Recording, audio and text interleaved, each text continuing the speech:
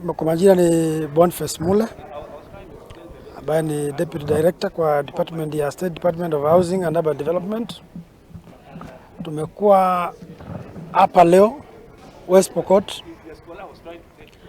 kwa madhumuni ya kuja kufanya public participation kwa the affordable housing regulations ambazo ni regulations ambazo zinatokana na ile act ile Affordable Housing Act ambayo ilitengenezwa juzi na ilikuwa inasukumwa na the members of parliament. Hao ndio walitengeneza the act.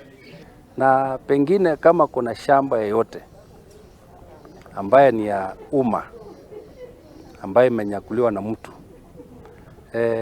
sheria iko ya kufuatwa na pia historia ya shamba inajulikana.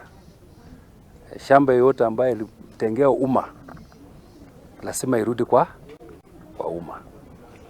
Public utility is always for the public.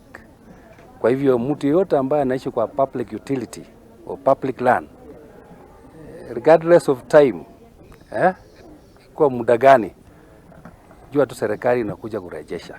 Kuna watu ambao wanaishi kwa mashamba ya serikali, wengine wanasema ya kwamba walipatiwa na council. Tutakuja kuangalia ikiwa ulipatiwa kwa njia halali, tutazungumzia hayo.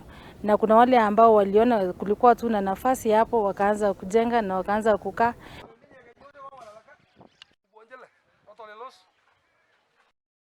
Nake mũrũgamĩrĩri wa mbeũ njĩthĩ kaunti-inĩ ya Bungoma nĩ Millicent Kiplai nĩ akigathĩrĩirie ikinya rĩa kũnyiha gwa ciĩko cia wohi wa nda cia tene kũrĩ ciana nini na iria ikoretwo ikĩandĩkithio mwaka-inĩ ũyũ ũkĩringithanio na mwaka mũhetũku. Arĩtie ũũ hĩndĩ ya mĩhang'o ya gũcokereria kana